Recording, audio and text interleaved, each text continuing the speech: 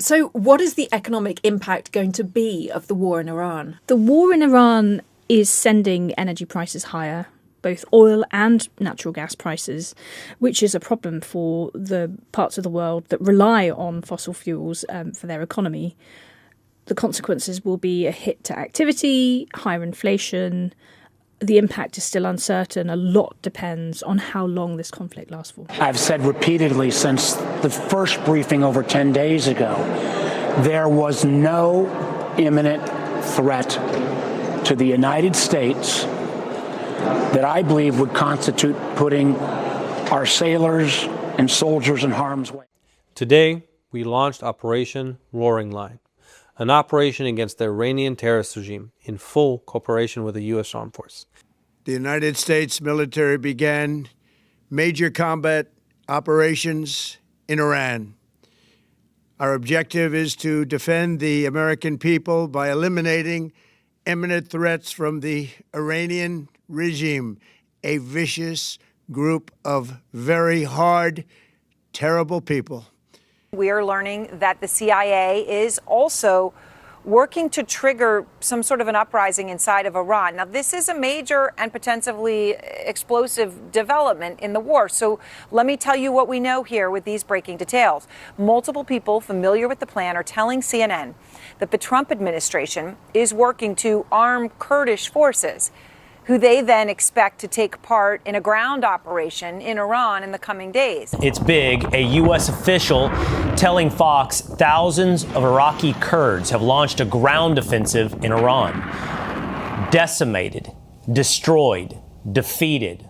All words the Pentagon used to describe Iran's various military forces on day 5 of Operation Epic Fury. Could you explain to me, how do you think the Iranian military strategy is now playing out? It's working quite well. Iran is hammering the Israeli regime in retaliation for its atrocities and its unprovoked war, and it's hammering U.S. positions across the Persian Gulf region for its atrocities and the unprovoked war. Secretary of State Marco Rubio said that yesterday. He said the hard stuff hasn't started to come down yet. So we're in for a longer haul than just the couple days than we've seen so far. A now familiar sight around the world. Crowds of passengers stranded in airports looking for ways to get home as the war in Iran continues to rage. It's one of the worst blows possible for trust in the travel and tourism industries. Iran's Revolutionary Guards Corps says the Strait of Hormuz is now closed. Now, this is an important waterway with about 20% of the world's oil consumption passing through this narrow curve. It's used by most of the major oil and gas producers in the Middle East. In the 4th day of the Iran war, a few things have already become pretty clear.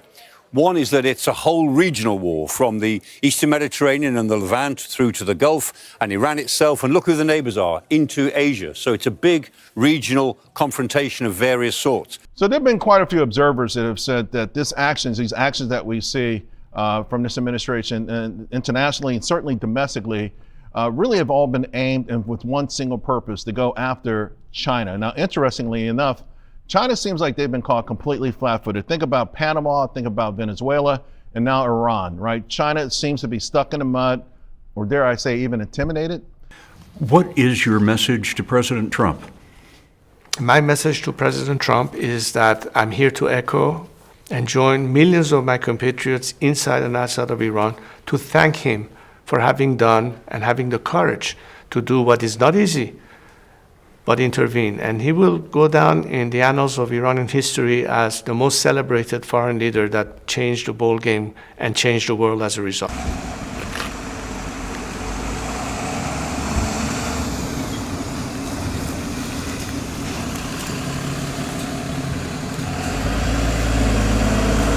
I'm going to show you a life-size model that we bring into our virtual studio here. This is the Lucas drone, low-cost unmanned combat attack system. It is, as you can see, about 10 feet long, about an 8-foot wingspan. It weighs about 180 pounds. It's powered by a propeller back there, which means very low heat signature, hard to track.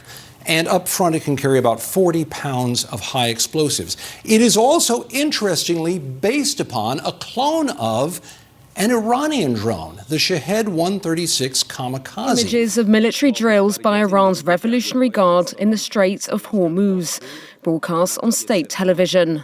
The exercises, overseen by General Mohammad Pokpour, aim to prepare the guards for potential security and military threats in the strait, after the US deployed a large naval force to the area. Hidden deep beneath Iran's rugged mountains lies a world few have ever seen, a network of underground missile cities bristling with advanced weaponry. These fortified complexes are more than just storage facilities. They are the cornerstone of Iran's military strategy, designed to endure and strike back against any threat. From hypersonic missiles to long-range ballistic weapons, Iran's arsenal is both diverse and formidable. We live in a world where the blood of the deceased is not even given time to dry. And when a person is just recovering from grieving a lost one in a war, another predictable bloody conflict sadly reopens those deep-rooted wounds. Unlike the ongoing bloody wars throughout Afro-Eurasia, in the Sudan in Northeast Africa, in the Ukraine in Eastern Europe, and in Palestine in Western Asia, the provoked war in Iran hits a little differently, and the repercussions will have an even greater impact than the others on the global economy because of Iran's very strategic location. This modern Western-Eastern conflict has been ongoing for decades.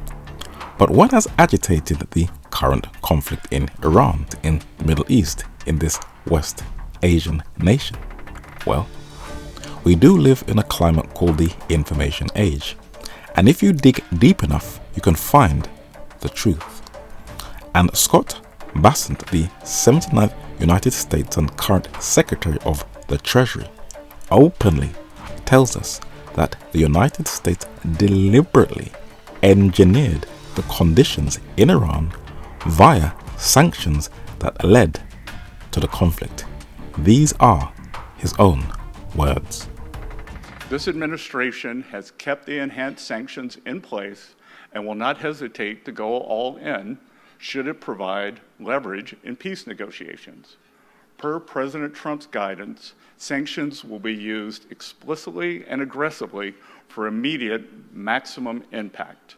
They will be carefully monitored to ensure that they are achieving specific objectives.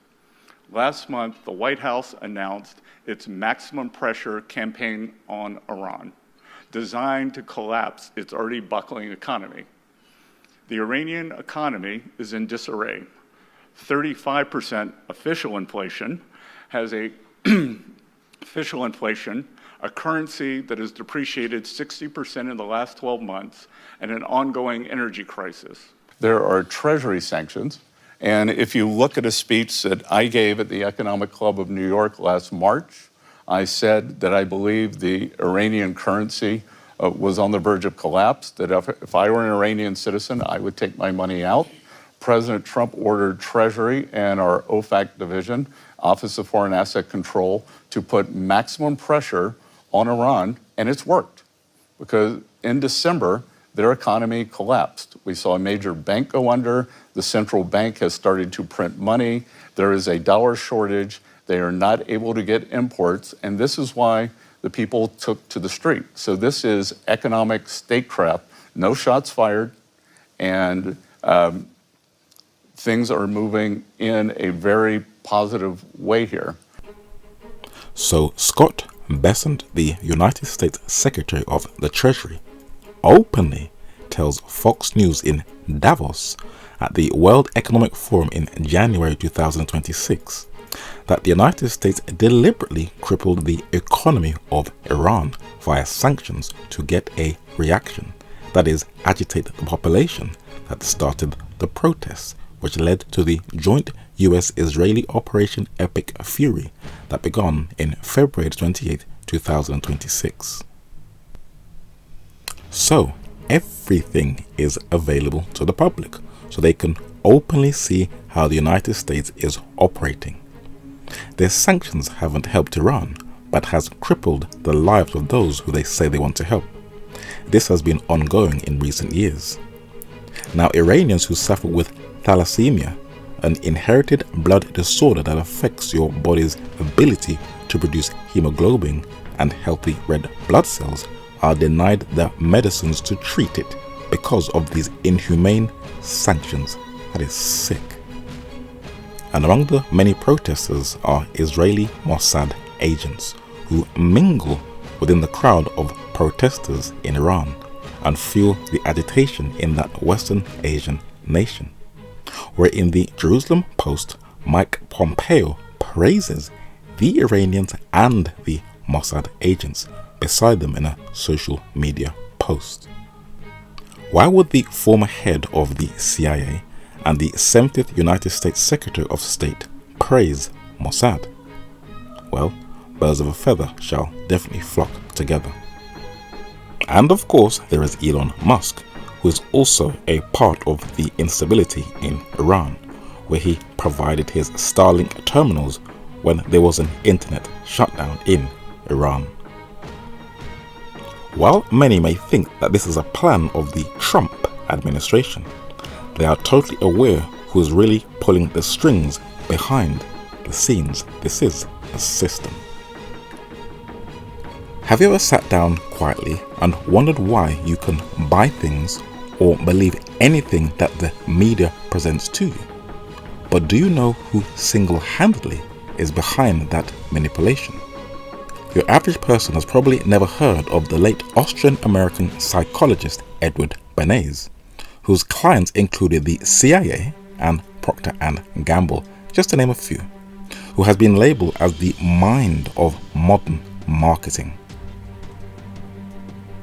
He incorporated the psychoanalysis ideas of his uncle Sigmund Freud into his marketing skills. And this man has been able to manipulate how the masses respond via advertising. In his 1928 book titled Propaganda, written almost 100 years ago, he documents who is really in control. And he said, quote, "Those who manipulate the unseen mechanism of society constitute, and look at the words highlighted in green and underlined, an invisible government. That is the players who you don't see, which is the true ruling power of our country. It is they who pull the wires, which control the public mind, who harness old social forces and contrive new ways to bind and guide the world." End quote.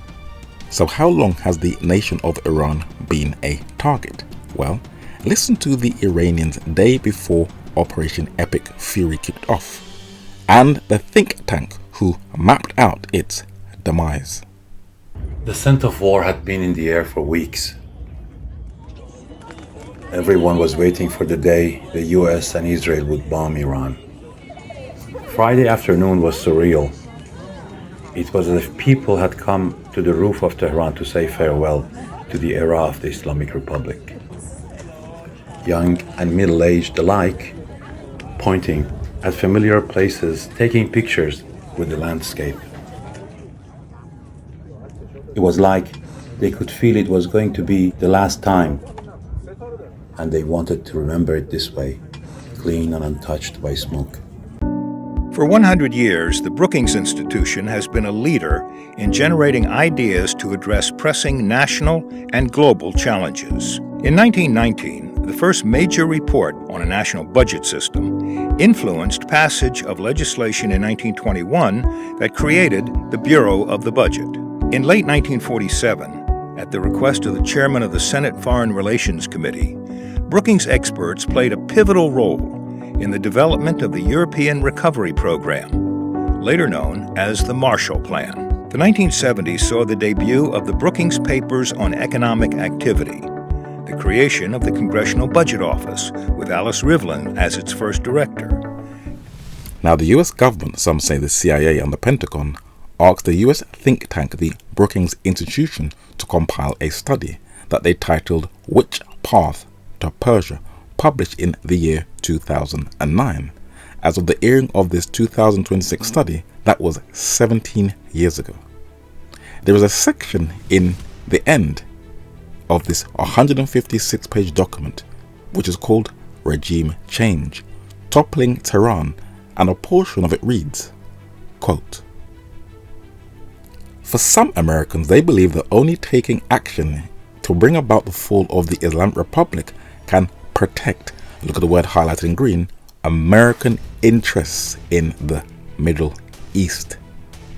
Thus, it is not surprising that some Americans have examined the regime for cracks that could be widened to bring about the downfall. Now, the clerical regime in Iran is brutal and corrupt, and its leaders oppose, and look at the word highlighted in green, US interests throughout the Middle East. If the United States decided to encourage Israel to mount airstrikes in Iran, the entire operation could happen very quickly. That's what they think. Probably faster than a similar American campaign. Israel appears to have done extensive planning and practice for such a strike already. Because the Iranian regime is widely disliked by many Iranians, the most obvious and palatable method of bringing about its demise would be to help foster a popular revolution along the lines of the Velvet Revolutions, also known as Color Revolutions, that toppled many communist governments in Eastern Europe beginning in 1989.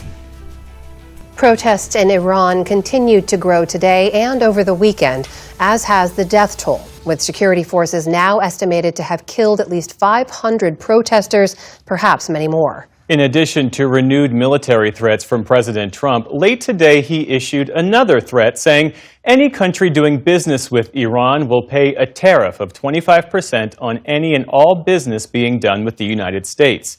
It is unclear what sectors the president is designating. Iran's supreme leader, the 86-year-old Ayatollah Ali Khamenei, is dead. That's according to reports on both Iranian state television and its IRNA state-run news agency. He was the target of joint American-Israeli airstrikes that have just pummeled at Iran over the last 24 hours. USA is the hero of the history. God bless you. The hope for the Iranian future is regime change. Regime change and we will be free. After 47 years, we're going to be free.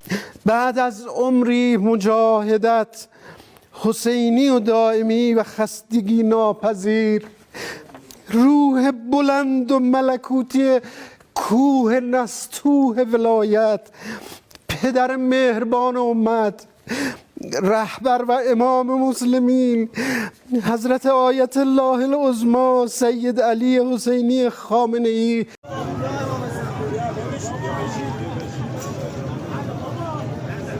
ساختمان خبرگان میدان رسالت همین 2 دقیقه پیش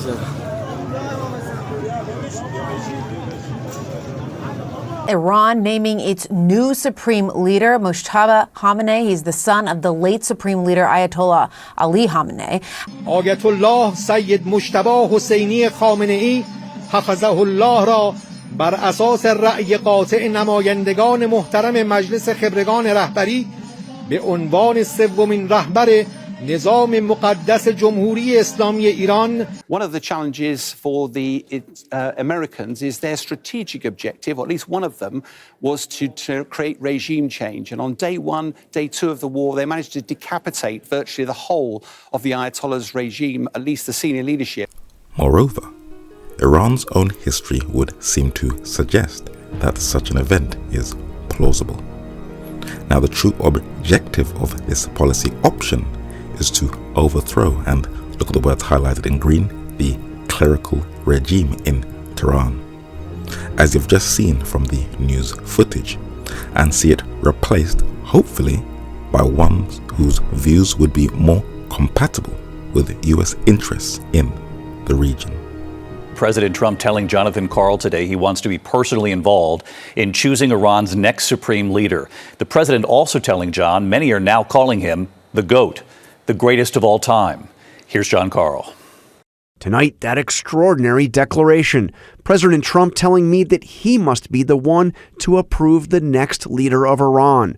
We don't want them to put anybody in there unless it is approved by us. The president told me he wants to ensure a future U.S. president doesn't face a hostile Iran. We don't want some president in 10 years to get stuck with this problem and not know what to do with it. Minister Araghchi, we thank you for your time. Who is in charge of Iran right now? Well, thank you, Tom, for having me in your program. Well, I think the system is working very well. We have lost a supreme leader, but according to our constitution, there is now a council which takes charge of his duties, and then the president, the cabinet, ministers, everybody is in its position. So the system is working very well, and everybody, is in charge. President Trump has not ruled out boots on the ground in Iran. Are you afraid of a U.S. invasion in your country? No, we are waiting for them. You are waiting for the U.S. military to invade the ground troops? Yes, because we are confident that we can confront them, and that would be a big disaster for them. Imagery showing the extent of the damage to U.S. military facilities across Gulf Arab countries is starting to emerge, part of Iran's furious response to an Israeli-American campaign that decimated its leadership. At least 9 U.S. military positions have been hit in less than 48 hours. These are relatively close targets. They're much nearer to Iran than its usual target, Israel. That proximity may give Iran's missiles and drones a better chance of hitting their targets. Now, the United States and Israel thought that invading Iran was going to be a quick picnic in the park.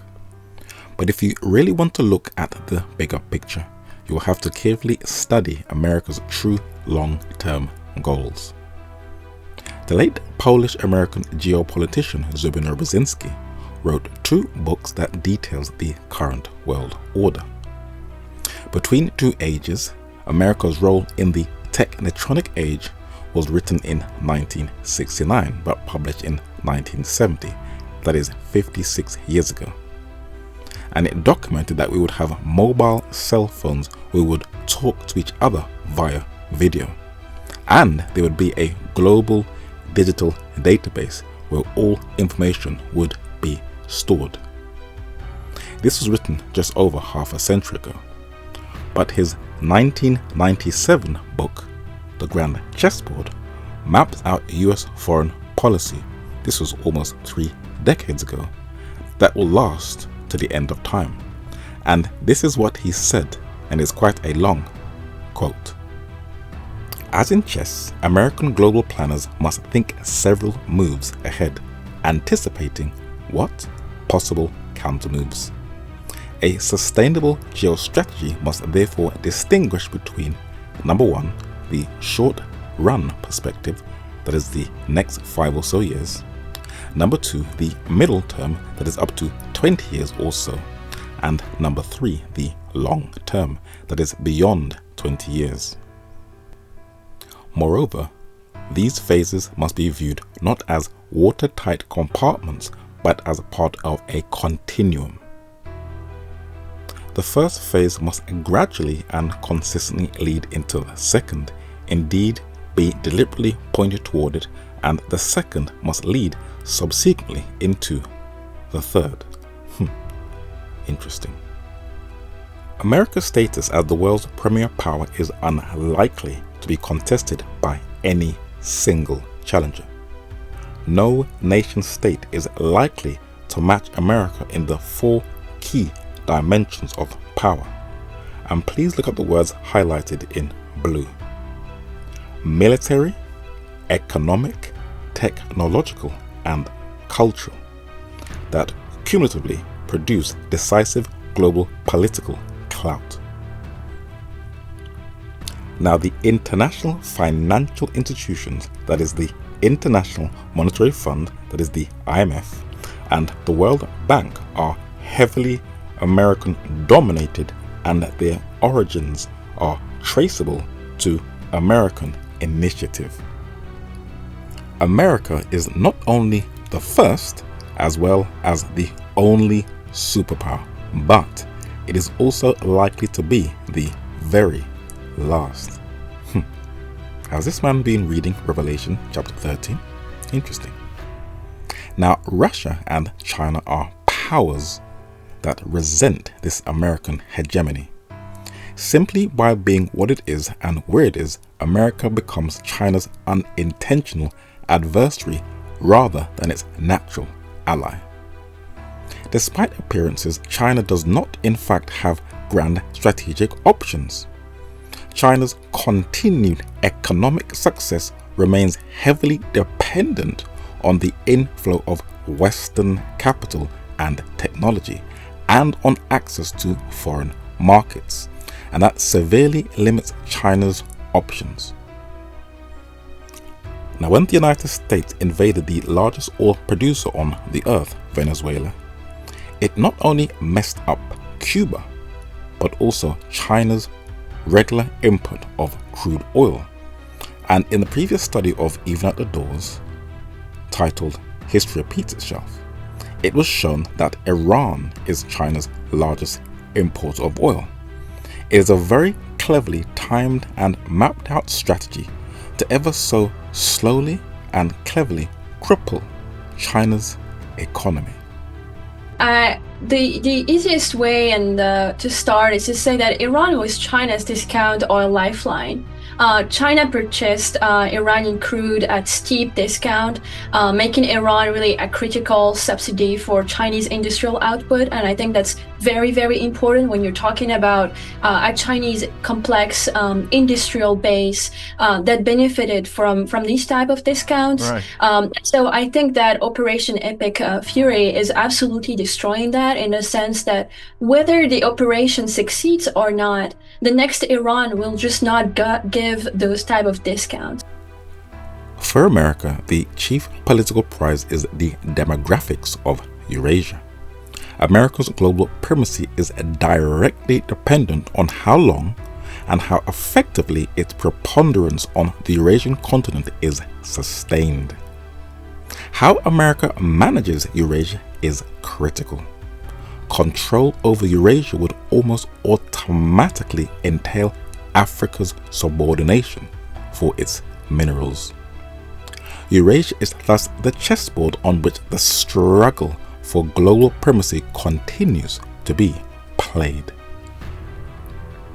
This huge region, torn by volatile hatreds and surrounded by competing powerful neighbors, is likely to be a major battlefield, both for wars among nation states and, more likely, for protracted ethnic and religious violence.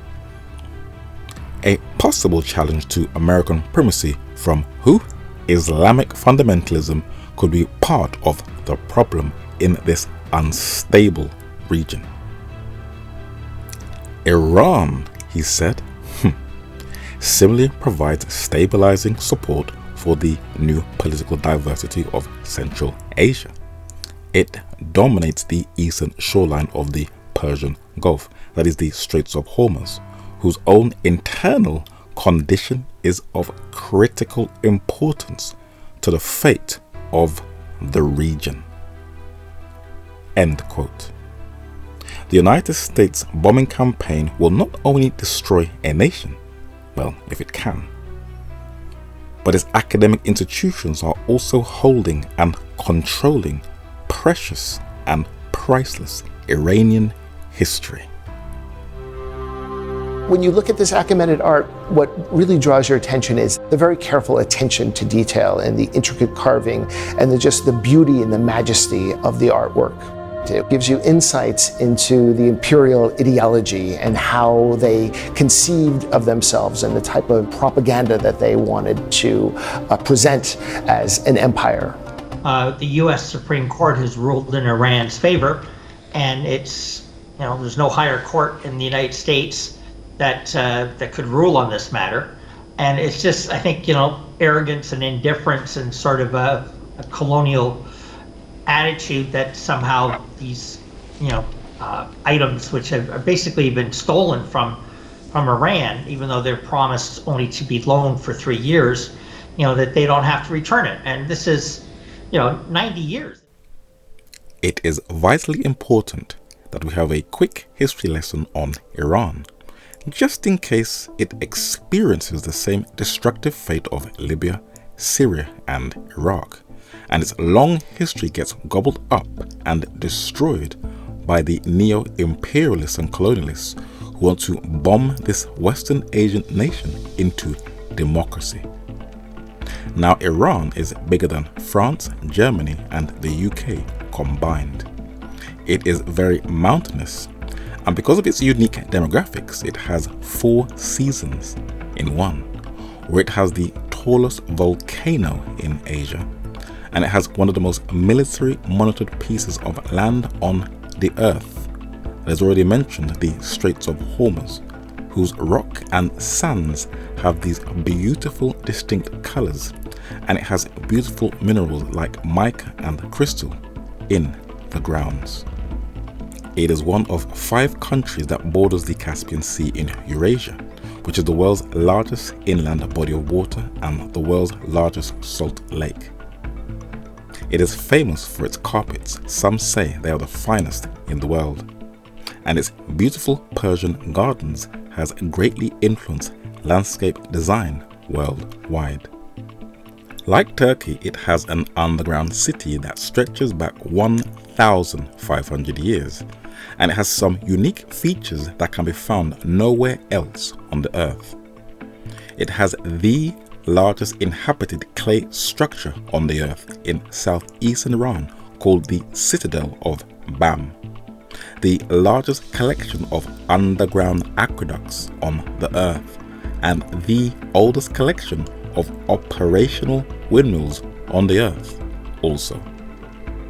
Today, while the Western world boasts of spreading human rights across the world, it was actually in Iran with the Cyrus Cylinder that was mentioned in History Repeats Itself that has been cited as the world's first charter for human rights, where Thomas Jefferson, the 3rd US president, learned his principles of liberties from King Cyrus. This is facts. Iranian or Persian history has always been sidelined. Why? Because of the immense popularity of its neighbors in Iraq, the Mesopotamian nations of Sumer, Babylon, and Assyria, that it shares a border with. But Iran is home to one of the world's oldest continuous major civilizations. Now, when archaeologists excavated Shari Sukta, the Bronze Age city in southeastern Iran, it was discovered that they have the oldest complete board game in the world, and the vase or bowl on the left had the oldest display of animation. Now, we think of animation as a modern phenomenon, but when they span this artifact around, they saw that it had a mammal, either a goat or a deer, eating from a tree. That is absolutely amazing. This was thousands of years ago. Now, when we think of ocular prosthesis, that is fitting an artificial eye into our socket, we think that it is a modern phenomenon in the West. But when they found a skeleton of a woman in that southern Iranian city, they found that the oldest prosthetic eye ever discovered in the world, made from tar and gold, was first made by that archaic Iranian culture. Its ancient ruins carved into rock from Medo-Persia, though little known, has been one of the major keys that has unlocked the past. In the British Museum, cuneiform and pictographic letters from that region was man's first method of preserving his history. Prior to the 19th century, its difficult phonetic sounds were an enigma. Then, during the reign of the second longest reigning British monarch, Queen Victoria, a British Army lieutenant by the name of Sir Henry Creswick Rawlinson, mentioned in the previous study in History Repeats Itself, though he served his country well, he still had a fascination with ancient languages, especially the cuneiform texts. So he went to Iran, where he was stationed to decipher a text. Now, the New York Times in the 19th century questioned if it was him who was behind the British imperialist war in Afghanistan. And as a result of his expansion in linguistic studies, Nature magazine wrote his obituary, for it was through him that today his works are preserved in the Royal Geographical Society that highlights the languages of that region. And this is what he said, quote, "The local rank of Major was conferred on me by Her Majesty's government in 1837, whilst serving as a lieutenant, where in Persia. The Babylonian transcript at Behistun, that is in Persia, which is in modern-day Iran, where he was stationed. A wild Kurdish boy under my direction, the paper cast of Darius is of almost equal value for the interpretation of the Assyrian inscriptions, as was the Greek translation on the Rosetta Stone for the intelligence of the hieroglyphic texts of Egypt." So as a result of cuneiform text that he saw in Iran in Persia, as shown in the study History Repeats Itself, it was Sir Henry Cranswick Rawlinson's deciphering of cuneiform texts from Persia that we can now understand the culture of the ancient world. But Persia still influences our culture today. Your blood comes from dukes and great houses. Here, we're equal. What we do for the benefit of all. Come with me.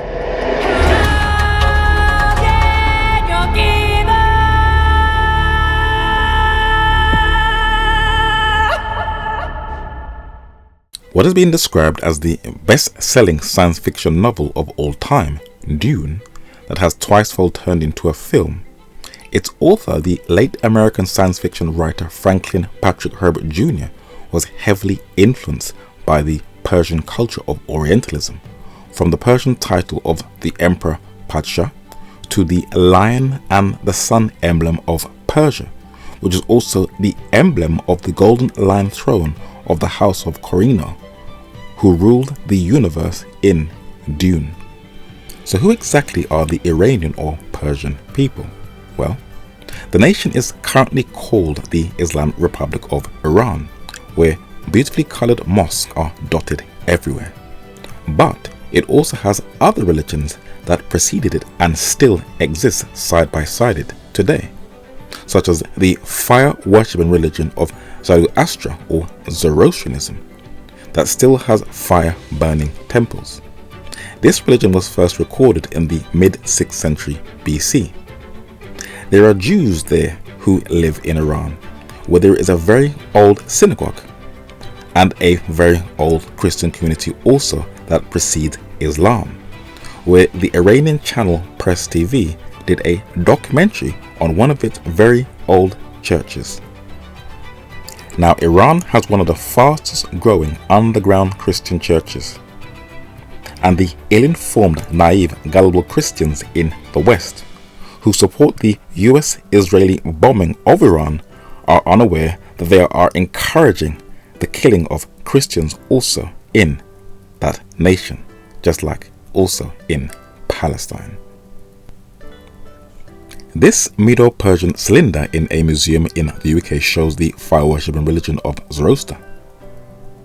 This painting of an Islamic ruler in Iran and his allies shows how confident they were in their so-called golden age.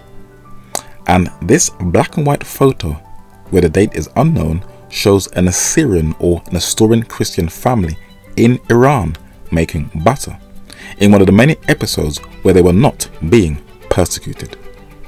Now, in a book titled The Nestorians or the Lost Tribes, this 19th century American missionary Asahel Grant, when describing the different religions in Persia, this is what he said, quote, "The Nestorians now inhabiting the districts of Persia are in the region of Khorasan. When the gospel was first preached here, a great proportion, if not the whole of the people of Iran or Persia, were followers of Zoroaster, and the religion of the Magi prevailed extensively till the days of Muhammad. Hence, we cannot expect the Persians generally to be in possession of definite information regarding the ancestry of their Christian neighbors and the nominal Jews also who live in the same territory. So we have looked at Iran's religious roots, but who exactly are Iranian or Persian people? Now in the British Museum, you can see that some look very light brown in their early art, and some are very dark brown in the Medo-Persian Empire. Now according to the Encyclopedia Britannica, Persians are of mixed ancestry. And according to the German philosopher Hegel, he said that the Persians are the first historical people. As we live in a climate where people are deeply searching for their origins and looking to find out the true history of the past, the modern science of DNA has definitely helped in understanding who the Iranian people really are. And they are a mixture of Eurasians. And also the science of linguistics is helping man to decipher one of the oldest uncracked languages in the world, in Iran. But guess where is the most safe and best place to study Iranian or human history? It is in the Bible. You see, when men study the Holy Scriptures and are in tune with what is going on in the world, like the men of old in 1 Chronicles chapter 12 and verse 32, it says that these are men that have a clear understanding of the times, for they understand the past to make sense of the present, to prepare for the future. Now when the family of the small company of people first migrated from Ararat to repopulate the entire earth, one of the earliest inhabitants of Iran were descendants of Elam in Genesis chapter 10 and verse 22, who were called Elamites, who were very highly cultured and sophisticated people from very early. If this face mask is from that region in Iran, then you can see how they could perfectly carve the human face into metal in detailed form. It is the Elamites' ancient script that modern scholars are so desperately trying to decipher. Now, according to the English lexicographer Sir William Smith, he said that Elam seemed to have been originally the name of a man, the son of Shem, according to Genesis chapter 10 and verse 22, and 1 Chronicles chapter 1 and verse 17. Commonly, however, it is used as the appellation of a country in Genesis chapter 14 verses 1 and 9, Isaiah chapter 11 verse 11, and Isaiah chapter 21 and verse 2, Jeremiah chapter 25 and verse 25, and Jeremiah chapter 49 verses 34 to 39, Ezekiel chapter 32 and verse 24, and Daniel chapter 8 and verse 2. The Elam of scripture appears to be the province lying south of Assyria and east of Persia proper, to which Herodotus gives the name of Scythia, and which is termed Susia or Susanna by the geographers. It includes a portion of the mountainous country separating between the Mesopotamian plain and the tableland of Iran. Discoveries in the country itself confirm this view. So though most of the outside world knows very little about Iran, especially if they are negatively being conditioned by the corporate control media, it does have a very long unbreakable history. And its most famous episode of greatness was under the two infamous Persian tribes, the Medes and the Persians. And there is a famous tomb in Iran of both Queen Esther and Mordecai in that empire. But who were these Iranian tribes? Well, this is how Herodotus described them. Quote, "The Persian nation contains a number of tribes. No race is so ready to adopt foreign ways as the Persian. For instance, they wear the Median costume because they think it handsome than their own. Their soldiers wear the Egyptian corselet." This artifact in the British Museum shows the influence of Egypt through Horus and the all-seeing eye. they learned from the Assyrians and Arabians the cult of Iranian Aphrodite. Pleasures too of all sorts they are quick to indulge in when they get to know about them. A notable instance is pederasty, which is homosexual relationships between adult men and a teenage boy, which they learned from the Greeks. First witness.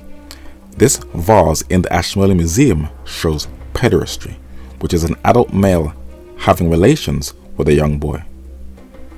And now in a book titled Nineveh and Its Remains, Volume 2, Sir Austin Henry Layard also observed that the Iranians adopted different cultures within their society, and he also said, quote, "The writing of the Persians was imitated from the Assyrians, and it can be easily be proved that their sculptures were derived from the same source. The monuments of Persepolis established this beyond a doubt. The religious symbols of the Persians were adopted from the Assyrians. The Persians introduced into Asia Minor the arts, the religion which they received from the Assyrians." Second witness. The Assyrians of northern Iraq wore beards and had earrings, and the Medo-Persians also adopted these big beards and earrings from them. The Babylonians of southern Iraq had lions in their artwork, and the Medo-Persians just adopted it. This deity of Ur of the Chaldees in southern Iraq has the layered mitre on his head, and the Assyrian deity of northern Iraq had the same head with the wings of an eagle and the body of a horse. The Medo-Persians adopted the same deity. This kind of goat deity is in Babylonian art, and it was also adopted within the Medo-Persian art. And the Assyrians had a deity which was a figure within inside of the sun, and the Medes adopted the same insignia in their religious iconography. So as you can see from these coins in the British Museum, Iran has a very, very long history. But even amidst its very intense modern battles with the West, like the Palestinians, they have also been able to marginalize a little known community that have lived alongside them for 500 years. They are the Afro-Iranians. We asked these men and women what it feels like to live in their skin as a black Iranian. به عنوان یک سیاه‌پوست سالها در کشور خودم احساس جدا افتادگی داشتم، ولی به لطف آگاهی بخشی‌ها دیگه چنین حسی ندارم و حالم خوبه. زندگی آسونی نبوده، ولی من ازش حس قدرت میگیرم و حس جنگجویانه‌ای میگیرم. یعنی منو جنگجو میکنه و قدرتمند.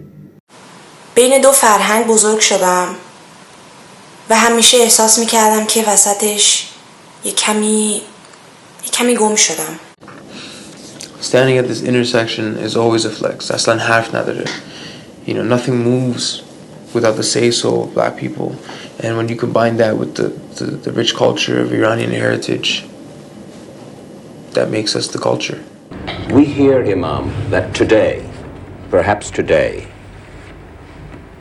some black hostages and some female hostages will be released from the American embassy compound. Is that true?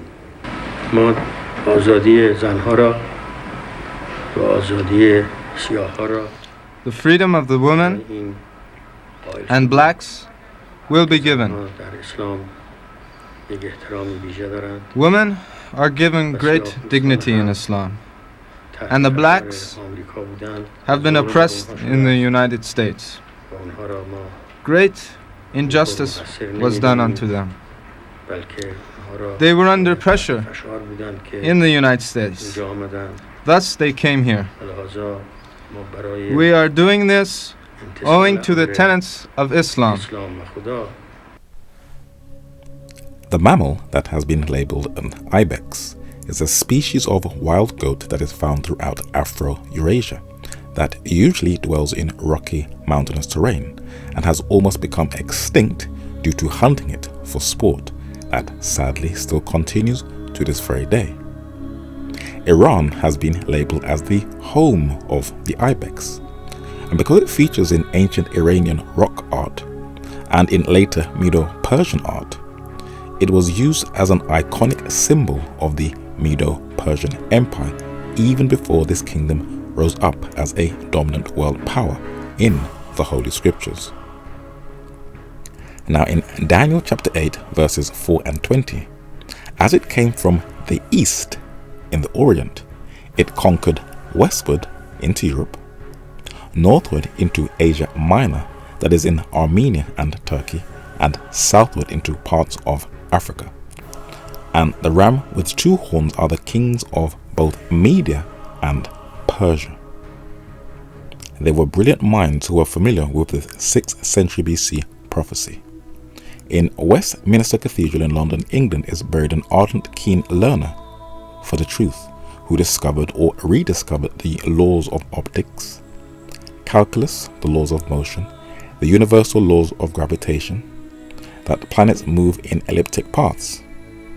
And though he has been labeled as the greatest mind in the modern world, Sir Isaac Newton said that he stands upon the shoulders of giants. The late British economist John Maynard Keynes was going through Sir Isaac Newton's works, and he was shocked that Newton not only for a short while dabbled in alchemy, but he was a devoted law student of Bible prophecy. Now, Principia is Newton's most famous work that he is known for. But what he is little known for is his observations upon the prophecies of Daniel and the Apocalypse. When describing Iran, Newton said, quote, "The breasts and arms of the image in Daniel chapter 2 verses 32 and 39 were of silver that represents the Persians. The second beast in Daniel chapter 7 and verse 5 was like a bear and represented the empire who reigned next after the Babylonians, that is the empire of the Persians. The second and third empires, represented by the bear and leopard, are again represented by the ram and the he-goat, but with the difference that the ram or ibex in Daniel chapter 8 verses 4 and 20 represents the kingdom of the Medes and the Persians from the beginning of the 4 empires." End quote. Now the ruins in Persepolis in Iran shows the zenith of this West Asian nation, and on its walls are the representation of nations throughout Afro-Eurasia within the conquered territory of the Medo-Persian Empire, and many of them were incorporated into the army in the world's very first multicultural society, and this was detailed and documented by Herodotus, where he said, quote, "Xerxes the son of Darius reached Sepia and Thermopylae at the head of an army consisting in all of 5,283,220 men. The nations of which the army was composed were as follows. First, the Persians themselves, the Median contingent, the Sicilian contingent, Hyrcanians, the Assyrians with them the Chaldeans, the Bactrians and all Scythian tribes, the Indians, the Libyans, the Armenians, the Lydians, the Mysians, the Ionians and Cyprians of Greece, the Thracian troops, the Egyptian troops, and look at the words highlighted in green, the Ethiopians in their leopard skins, who carried long bows made of wood. Such then were the troops of the various nations which made up the infantry of the Medo-Persian Empire." End quote. In the British Museum you can see this Sudanese Kushite Nubian soldier with his leopard skin and bow, for Sudan was known as Tar Seti, the land of the bow, who was also in the Persian army. Now this vase in the Greek section of the museum shows another Nubian soldier in the Medo-Persian military. And on the steps in Persepolis in Iran, you can see a Nubian militia. You see, the concept of race was unheard of in the ancient world. Men were more tribal. These concepts are nothing more than modern concepts. Even in the 17th century AD, there is a painting of an Afro-Iranian soldier in the Islamic Persian army of the Safavid Empire in Iran. You see, black Africans fought in many of the armies of the Islamic world, but these blacks were part of the little-known East African slave trade, where blacks were enslaved and were bought and traded throughout Islamic Asia, even till the early 20th century, as you can see from this painting in Marrakesh, Morocco in North Africa, where slave markets still continued to profit from black bodies. Now it should be noted that in the 21st century, this slavery of people of black African descent still continues inside of the Muslim world with very little condemnation by a people who are currently crying out about injustice. Very little is known of the Afro-Iranian community who have been living in Iran for around 500 years. They seem to have slipped under the radar, but are only recently having a voice to be heard. But these very rare photos that have recently resurfaced shows an episode of Iranian history that has been greatly overlooked and downplayed, of the slaves in the Iranian Empire. Though many wore similar attire to the indigenous Iranians, many of the men in these photos were eunuchs.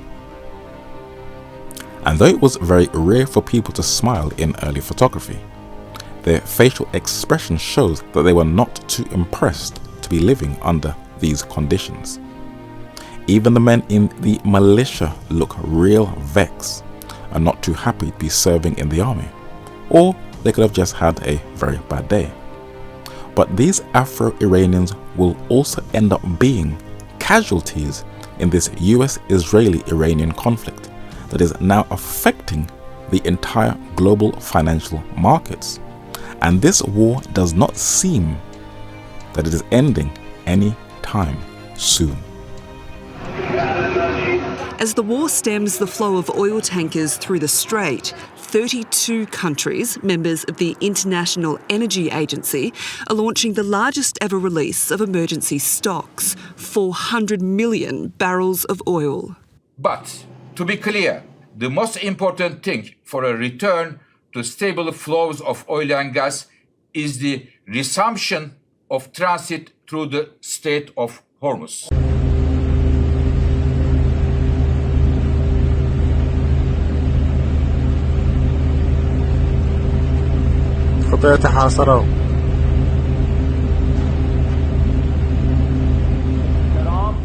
We have repeatedly warned Trump, the master of Zionist child killers and the Mossad organization, that you may start the war, but we will determine how it ends. The armed forces of the Islamic Republic of Iran, because they hold the initiative in the Strait of Hormuz, have no need to close the strait.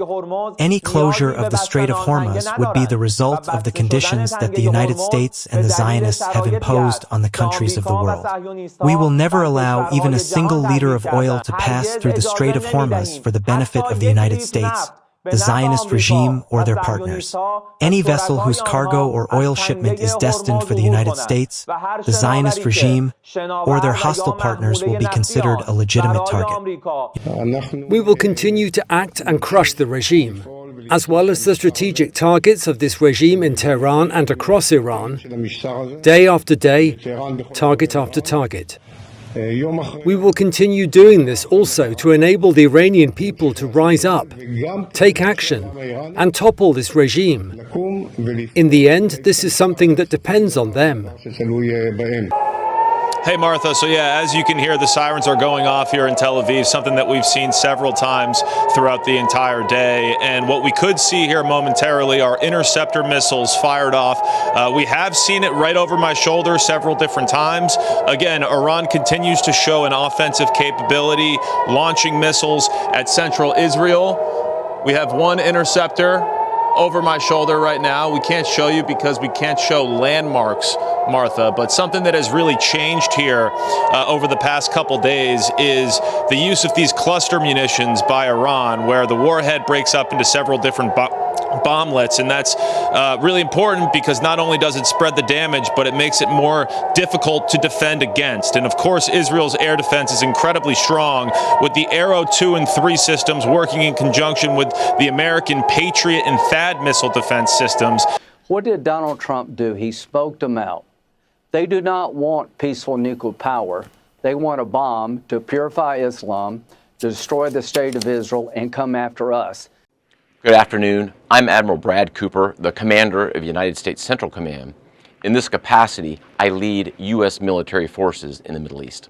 I'm here to provide you an update on Operation Epic Fury, now in our 4th day of execution. Today, I'd like to give you an operational update on where we are and provide you with some key facts. By order of the President of the United States and the Secretary of War, our military in the Middle East is undertaking an unprecedented operation to eliminate Iran's ability to threaten Americans, as they've been doing for nearly half a century. So these bloodthirsty war hawks in the US government and in the military present the West as the victims in this war that they started so they can win over public sympathy. A clever deceptive tactic on the global chessboard, or the imperial playbook, where President Donald Trump cleverly uses the most popular names in the sport of football to garner global sympathy for this unethical war. This is a very clever historical strategy. The late President Calvin Coolidge invited celebrities to the White House when his ratings were very low. That boosted his popularity. It was Edward Bernays who advised him to make that move to win the population support. This is what presidents do when they're stuck and their ratings are low. They use popular names to boost their profile. But at the moment, it is not actually working. For people are sick and tired of non-stop wars. And though you may have a 24-hour report on the war, many journalists are being heavily restricted on how much they can share to the public, where we are only getting a small view of what is really happening on the ground. But whether you are interested in this conflict or not, it is hitting the global economy big time, as one of the key shipping routes on Earth is under siege. And as people walk into their supermarkets, they are realizing that food prices are higher. According to Euronews, who documented how the war has rippled through the global economy, a portion of this article says, quote, "The Iran war is driving up energy and fertilizer prices, threatening food shortages in poor countries, destabilizing already fragile states, and complicating inflation control at central banks worldwide." The Iran crisis also puts the world's central banks in a bid. Up to 30% of the world's fertilizer exports, including urea, ammonia, phosphates and sulfur, pass through the Strait of Hormuz, according to the International Food Policy Research Institute. Disruption in the region has already cut off fertilizer shipments, raising costs for farmers, which are likely to be passed on to consumers, pushing food prices even higher. Wow. The narrator will give a brief historical background to this conflict. Attention is focused once again on the Middle East, where events in Iran have taken a dramatic double twist. Forced to flee his palace in Tehran, the Shah and his queen arrive in Rome after an alleged attempt by the Imperial Guard to arrest Dr. Mossadegh and a refusal by the Shah to dissolve Parliament at Mossadegh's request. Imam President Carter accuses your government of practicing terrorism and says that your regime will be held accountable if those U.S. hostages are harmed. The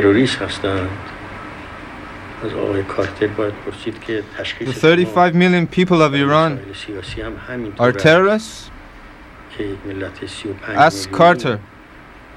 You interpret politics like this? You call our people terrorists? I have heard what Carter says of them, and it doesn't make sense. He says they are not students, they are bums, mobs, they are terrorists. You know these as terrorists? This is an insult to students and people across the nation. Actions of Iran have shocked the civilized world. Let's go! Shred everything. Our embassy has been seized and more than 60 American citizens continue to be held as hostages. If we're going to go, then we need to go now. Now, the modern history of Iran is a bit messy, for there are Western-backed leaders like the late Shah of Iran, who preferred a more secular state with, sadly, economic repression. Then there are the religious mullahs, like the Ayatollahs, who wanted to be more religious. Then there is the Western world meddling in its affairs. Why? Because of its natural resources. Now the issue goes back to William Knox Darcy, the British-Australian businessman and mining entrepreneur who founded the oil and petrochemical industry in Iran.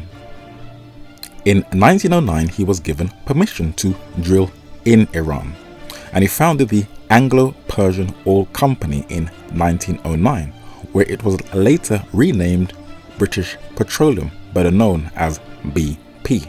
For years, the British could freely drill and extract its oil, where most of the profits would not necessarily end up in the budget of the Iranian government, but in the post-war profits of the British government. Now, one man speaking on behalf of the Iranian people wanted to put a stop to this. His name was Mohammad Mossadegh, and the British felt threatened. The narrator recently found an old newspaper cutting from the British newspaper library in Colindale, and this 1951 article in the London Times on the Persian oil dispute, a portion of it reads, quote, "The British government issued as a white paper, Persia No. 1, 1951, CMD.8425, Her Majesty's Stationery Office, 2 shillings, which is correspondence between the British and Persian governments, and documents concerning the oil industry in Persia for the period February to September 1951. In 1951, February the 19th, Dr. Mossadegh, the present Prime Minister of Iran, who was then chairman of the Majlis Oil Commission, proposed the nationalization of the oil industry so the people could reap the benefits. Sir Francis Shepherd, the British ambassador at Tehran, was vexed and added that it was most regrettable that public opinion in Iran should cling to the out-of-date conception of England as a power anxious to impose imperialism and colonialism wheresoever it can. And what happened to Dr. Mossadegh when he wanted to nationalize his own oil? In 1953, the United States, together with Britain, participated in a coup in Iran that got rid of Mossadegh. It's actually been an open secret for decades, but for the first time now, the CIA has released documents that show its role in the 1953 coup. That is the coup that toppled Iran's democratically elected prime minister. Mohammad Mossadegh had moved to nationalize oil production in Iran. Well, the U.S. was concerned at the time that that would mean a victory for the Soviets in the Cold War. So shortly after his election, the CIA began to plan his overthrow, teaming up with Britain's MI6. Yeah, I would say, this is a long-term gain, because what we want to do is get such massive oil reserves in Iran out of the hands of terrorists. And so what we're going to experience here in the short term is highly outweighed of the long-term benefit, because ultimately we're not going to have to worry about these issues in the Strait of Hormuz, because we're going to get all of the oil out of the hands of terrorists. While automakers are trying to manage huge first-in-a-century transitions to EVs and software-defined vehicles, the industry is getting hammered by a series of supply chain shortages. The conflict in Iran is just the latest in this pattern, and it's driving up the price of oil and threatening access to key raw materials. Though the region is not a major producer of car parts, it is, of course, a key producer of oil. And the threats of attacks on tankers in the Strait of Hormuz is effectively cutting off 20% of the world's supply. That has ripple effects for parts made around the world and, in some cases, consumer demand. So the coup in 1953 and the current US-Israel-Iran war is over the same issue, the control of the oil industry. And while the head of the US Central Command says that Iran is a threat to America, I believe people suffer from some kind of amnesia. Do people remember that under President Ronald Reagan, you had a man whose name was Oliver North, and he went on trial in the 1980s, and guess what? He got off. For guess what? Selling arms to who? Iran. Now, if Iran is a global terrorist threat, then why are you selling arms to her? That is not making any sense at all. Then during the Yugoslav wars in Europe in the 1990s, Iran again shipped weapons to the Balkans in Bosnia with, guess what?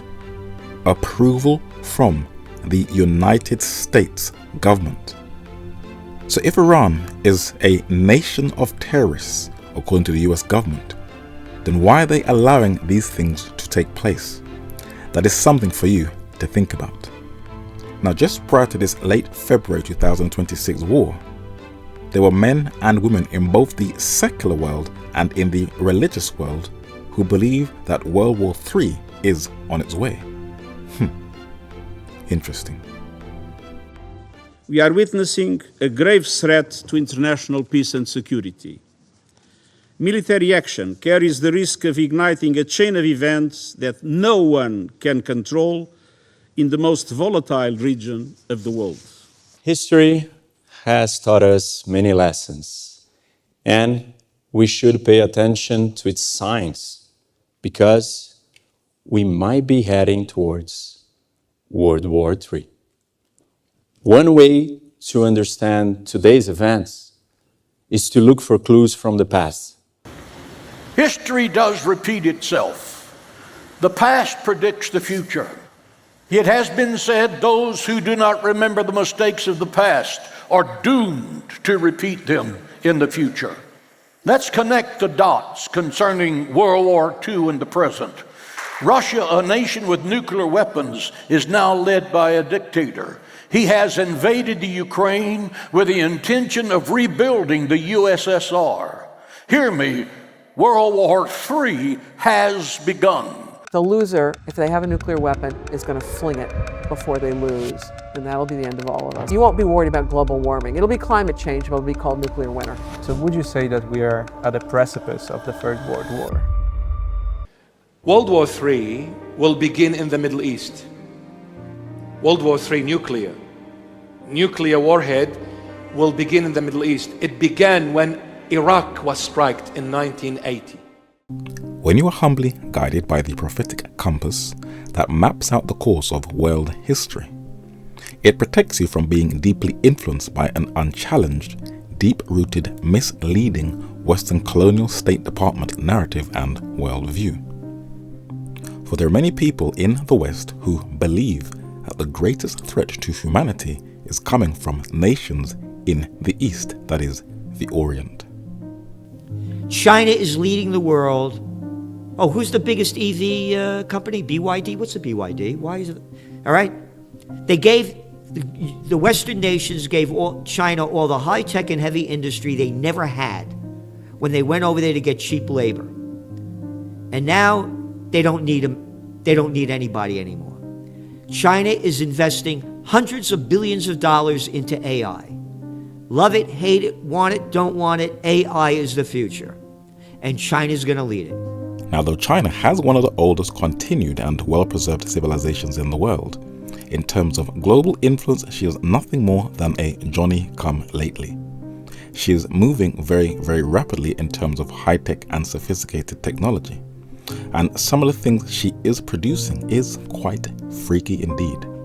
But if you're guided by the prophetic map, China is absolutely irrelevant.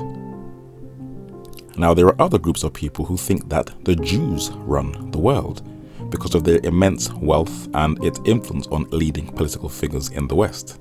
Now, it is fair to say that she has influenced and shaped behind the scenes the culture of hip-hop and rap, and her Jewish ordained rabbis have an immense influence and control over the adult industry. But what the Western media does not show you, like the US military, Israeli soldiers have a very high mental health disorder from the wars that they partake in, where they suffer from PTSD, that is post-traumatic stress disorder, with a very, very high suicide rate. For decades, thousands of Saudi Arabian men have traveled abroad as university students. Many take advantage of their new freedom to have relationships with foreign women, only to abandon them when they become pregnant. Le había dicho a mi mamá que iba a regresar y nunca regresó, entonces... Now, the children they left behind are searching for answers.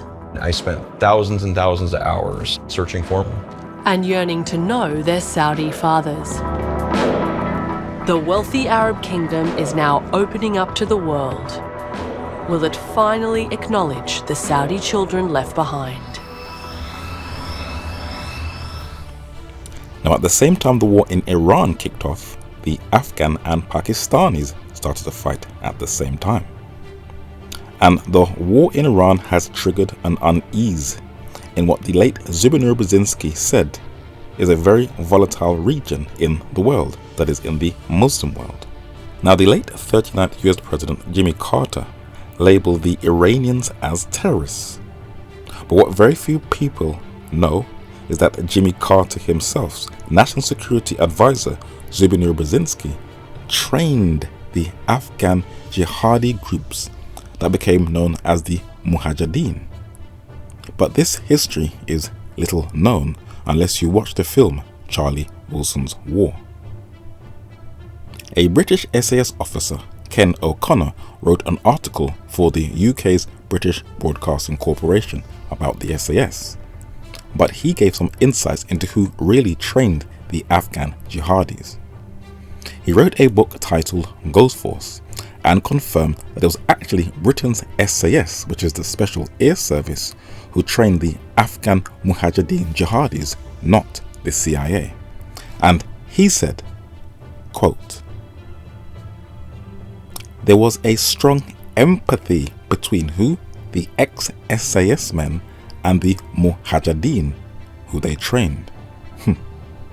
The well-established strategy of using indigenous forces to fight our battles by proxy," and look at the words highlighted in green, became a basis of one of the deepest and darkest secrets of the Cold War. Which is what? The involvement of the government in equipping and training the Afghan Mujahideen. End quote.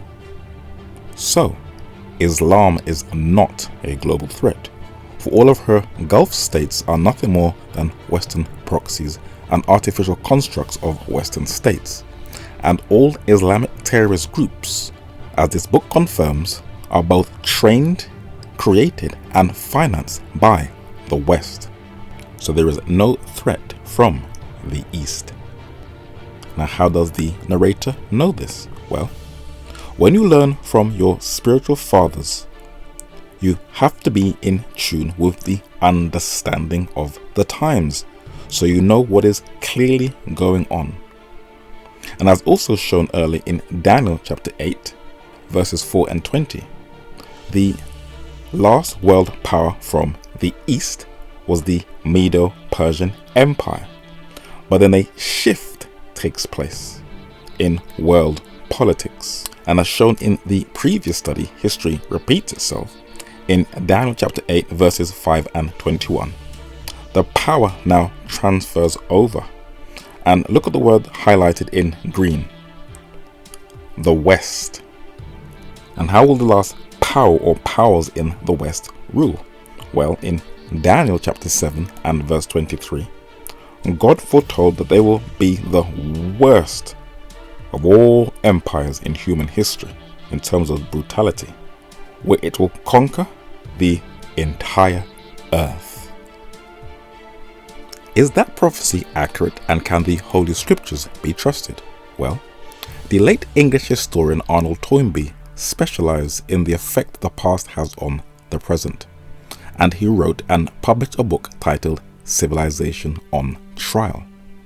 And in his imperialist worldview, unconsciously he confirmed that prophecy in the book of Daniel when he said, quote, Europe herself, after having been the cockpit in two, you could say, European wars, but are really called world wars, where they are still looking for a third one to come, in which the entire world did the fighting where? On European soil.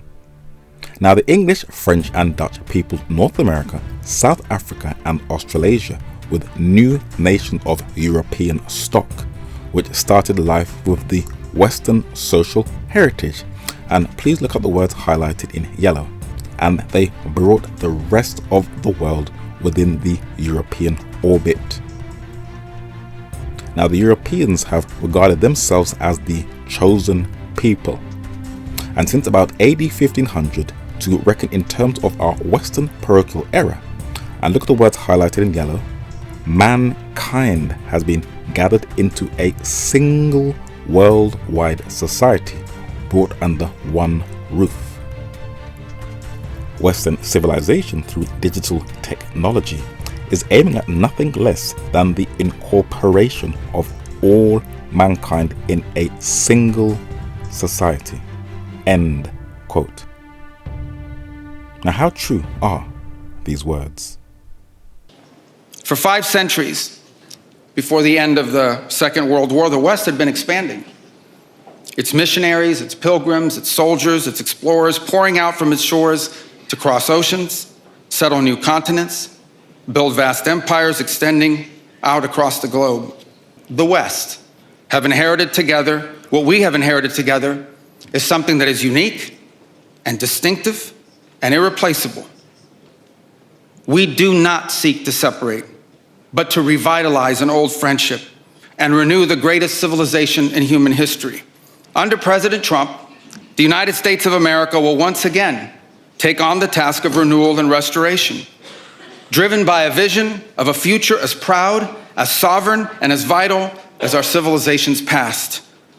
And while we are prepared, if necessary, to do this alone, it is our preference and it is our hope to do this together with you, our friends here in Europe. For the United States and Europe, we belong together. America was founded 250 years ago, but the roots began here on this continent long before. Because for us Americans, our home may be in the Western Hemisphere, but we will always be a child of Europe. Together, we can reindustrialize our economies and rebuild our capacity to defend our people. But the work of this new alliance should not be focused just on military cooperation and reclaiming the industries of the past. It should also be focused on together advancing our mutual interests in new frontiers, unshackling our ingenuity, our creativity, and the dynamic spirit to build a new Western century. My power is absolute. At heights no one's even dreamed of. But I have a bigger destiny. Oh, praise be. Does the CIA listen through our phones and laptop cameras? Yes. I hate to say it. They can take over your smart television and turn the speaker into a microphone so that they can listen to what's being said in the room even when the TV is turned off. Hello everyone. My institute, which is a not-for-profit, works with governments all over the world, especially in some of the poorest parts, and we're very proud of our partnership with Oracle. Larry was recently described by President Trump as one of the most serious players anywhere in the world, and by one media outlet as at the center of everything. He's the founder of Oracle, one of the most remarkable companies in the world. And Larry, it's a great pleasure to have you with us. Welcome. It's great to see you, Tony. A level of artificial intelligence that would actually advance human thinking. We created neural networks that could answer questions that human brains would struggle with. First thing a country needs to do is to unify all of their data so it can be consumed and used by the AI model. We need to unify all of the national data, put it into a database where it's easily consumable by the AI model, and then ask whatever question you like. The Oracle database manages most of the world's data. Today, 10 years ago, nothing has changed. All of the world's important, valuable data is in an Oracle database. They're not in Amazon's database. Amazon won't use its own databases to run its business. Amazon Web Services is behind a lot of the technology we use, from calling a Lyft to checking your video doorbell to streaming your favorite shows. When people are watching a Prime movie, or they're watching a Netflix movie, or a Hulu movie, or others like that, they're watching it and streaming off of Amazon Web Services. The Super Bowl streams off us, and also Major League Baseball, and now NASCAR, and Formula One racing as well. If you use Intuit to do your taxes, that runs on AWS.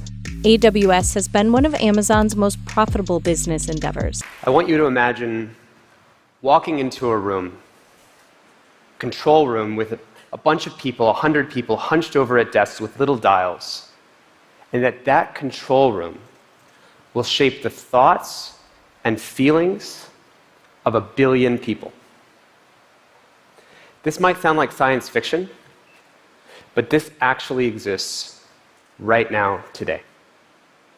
I know because I used to be in one of those control rooms.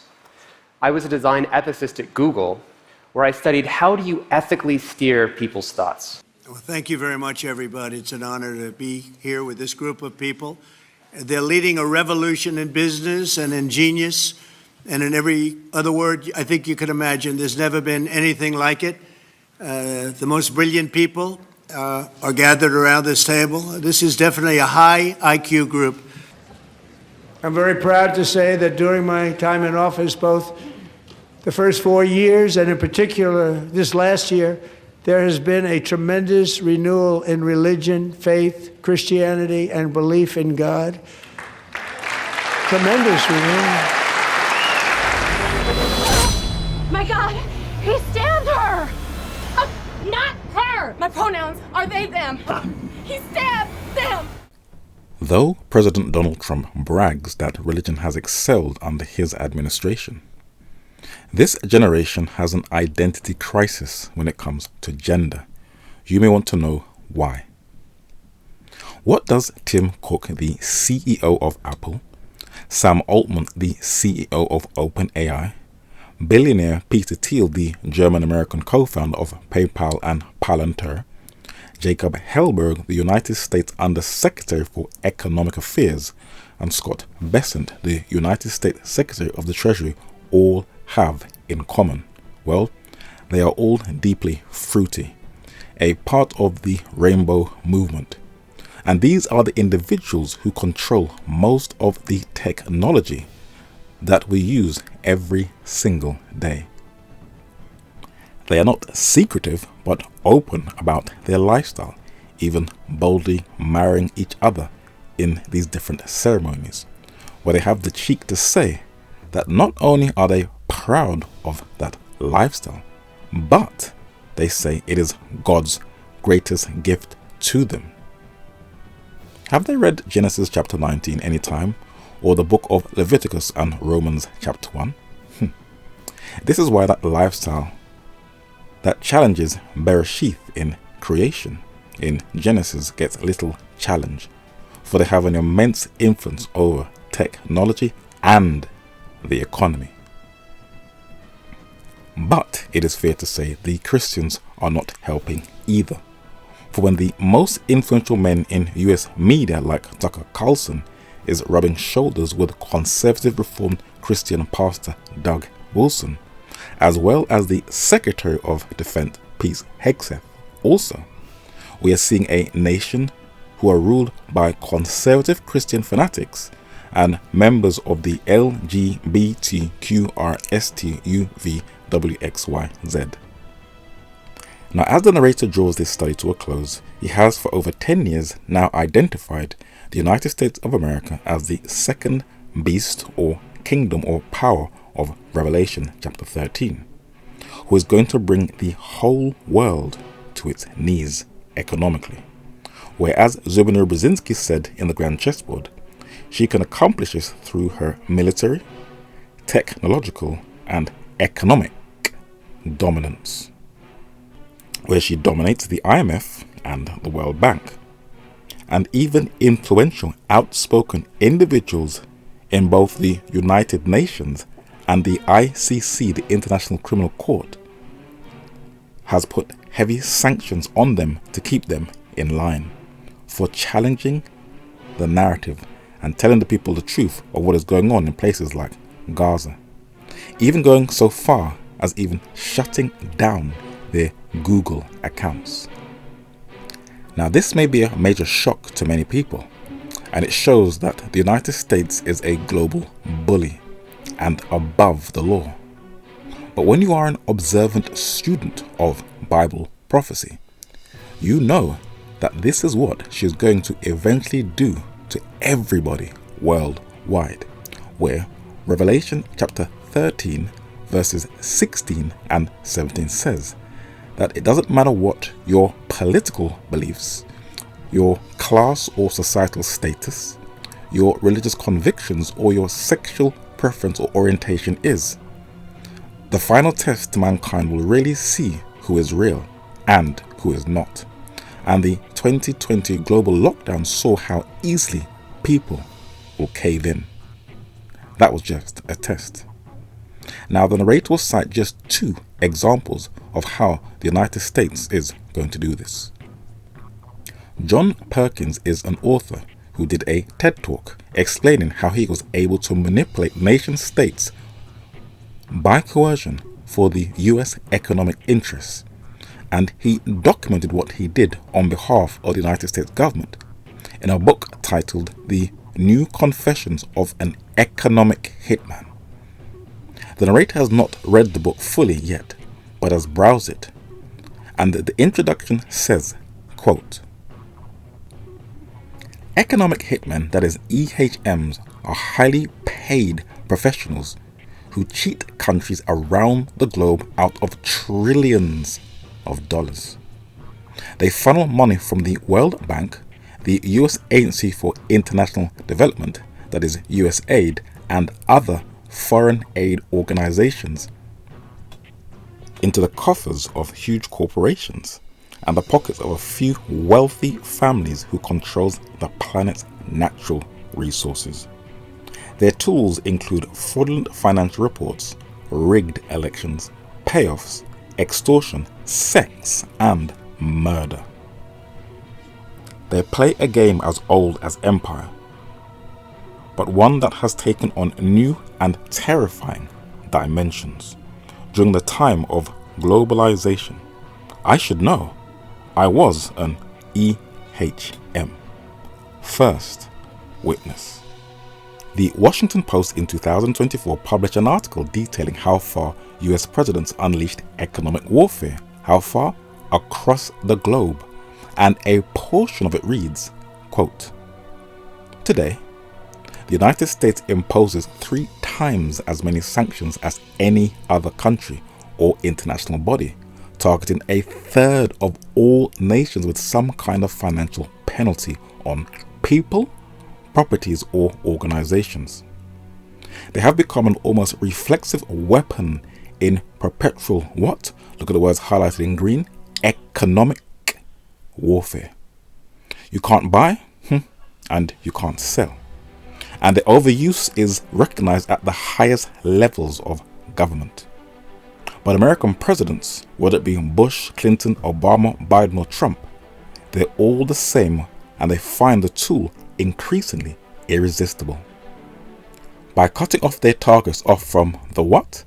Western financial system, sanctions can crush national industries, erase personal fortunes that includes even your hard-earned savings, and upset the balance of political power in troublesome regimes, all without putting a single American soldier in harm's way.